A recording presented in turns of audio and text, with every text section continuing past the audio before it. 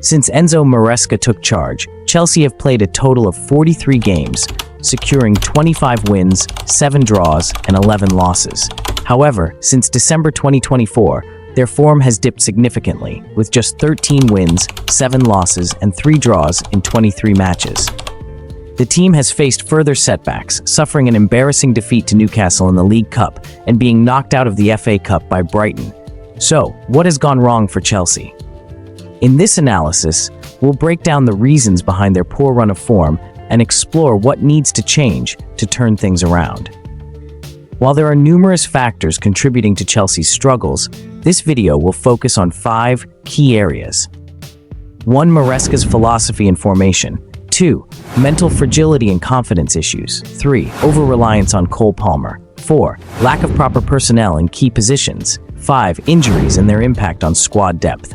Join us as we delve into these critical issues and examine what Chelsea must address to regain their competitive edge. Enzo Maresca's tactical approach at Chelsea often begins with a 4-2-3-1 formation, but it dynamically transitions into a 3-2-4-1 or, at times, a 3-1-5-1 during possession phases. This fluidity is achieved by one of the fullbacks tucking into midfield or pushing into advanced half spaces, creating a box midfield structure designed to dominate the central areas of the pitch. While this system theoretically enhances control and overloads in the middle third, its implementation at Chelsea has not fully optimized the strengths of the squad, particularly in the attacking phase. In Maresca's system, the wingers are tasked with maintaining width to stretch the opposition's defensive block. Ideally, they are expected to beat their markers in 1v1 situations and cut inside to create goal-scoring opportunities. However, Chelsea's slow build-up play often allows opponents to settle into a compact defensive shape, nullifying the wingers' advantage. Most teams facing Chelsea transition into a 5-4-1 low block in defense, effectively doubling up on the wingers and eliminating Chelsea's threat out wide. For example, analyzing Jadon Sancho's heat map against Arsenal reveals minimal touches in the opposition's 18-yard box, highlighting the difficulty of penetrating compact defenses. Similarly, Christopher Nkunku's performance against Aston Villa showcased the same issue, as he was often isolated and far from dangerous areas due to the system's demand. This results in Chelsea's best attackers being positioned too far from the goal, reducing their effectiveness in high-impact zones. The 3-2-4-1 or 3-1-5-1 shapes create numerical superiority in central areas, with the double pivot and advanced midfielders aiming to control possession and dictate tempo.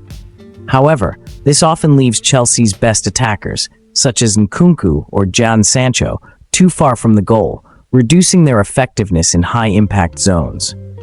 One of the system's critical weaknesses is its susceptibility to counterattacks. When Chelsea loses possession and fails to win the ball back immediately, a principle of gegenpressing, opponents exploit the wide areas to stretch Chelsea's 3-man defensive line. By attacking the flanks, they force Chelsea's outside center-backs to shift wide, creating gaps in the half spaces and central channels for runners to exploit. This was evident in several matches where Chelsea's defensive structure was exposed by quick, direct transitions.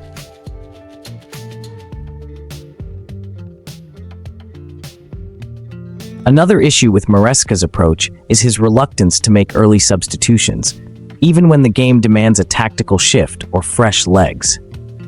This lack of proactive changes often leaves Chelsea struggling to adapt to the flow of the match, especially when opponents adjust their tactics mid-game. For instance, in matches where Chelsea's wingers like Sancho or Neto are struggling to make an impact, an early substitution or tactical tweak could provide a spark or alter the dynamics of the attack. Instead, Maresca's tendency to wait until the latter stages of the game to make changes reduces the effectiveness of substitutions, as the opposition has already settled into their defensive shape or gained momentum. A potential solution to these issues could be a shift from the 4-2-3-1 to a 3-4-3 formation. This setup would utilize 3 central defenders, with Reece James operating as a right wing-back and Marc Cucurella on the left. The midfield pairing of Enzo Fernandez and Moises Caicedo would provide balance, with Enzo sitting deeper as a deep-lying playmaker to deliver long balls and line-breaking passes, while Caicedo acts as a ball-winning midfielder to recover possession and disrupt opposition transitions. Cole Palmer could occupy the right-sided attacking midfield role, with Nkunku on the left, allowing both to operate closer to the opposition's 18-yard box and avoid being man-marked. In this system, the width would be maintained by James and Cucurella, leveraging James' exceptional crossing ability and Cucurella's energy on the left. This would also allow Palmer and Nkunku to drift inside and combine with the central striker, creating more dynamic attacking patterns. The overlapping runs of the wingbacks would add an element of unpredictability to Chelsea's attack, as they can arrive late in the box or combine with the wingers to overload the flanks. Defensively, the 3-4-3 would provide better coverage in wide areas, reducing the vulnerability to counterattacks that plague the current system. Under the management of Enzo Maresca, Chelsea's confidence has significantly dropped, particularly in high-stakes matches against top-tier opponents. This decline is evident in their inability to secure victories against any of the Premier League's top 6 teams, with the exception of Tottenham Hotspur. When facing these elite sides, Chelsea's attacking output diminishes considerably, and they often retreat into a defensive posture, showing excessive respect to their opponents. A prime example of this was their recent match against Manchester City. Despite City being in a poor run of form, Chelsea appeared hesitant to assert themselves, allowing City to dominate possession and dictate the rhythm of the game. This cautious approach has been a recurring issue, undermining Chelsea's ability to compete effectively against the league's best. Another critical issue is Chelsea's over-reliance on Cole Palmer for creativity and goal scoring. Palmer has been directly responsible for over 39% of Chelsea's Premier League goals this season, highlighting the team's dependency on his contributions. However, as Palmer's form has dipped, so too has Chelsea's performance. In March, the team managed to score only once, underscoring their struggles in the absence of Palmer's usual impact. This over-reliance on a single player has left the team vulnerable, particularly when key individuals are out of form or unavailable due to injury or suspension. Defensive vulnerabilities have also plagued Chelsea this season. The team lacks reliable personnel in the backline, with goalkeeper Robert Sanchez leading the league in errors directly leading to goals, having committed 5 such mistakes.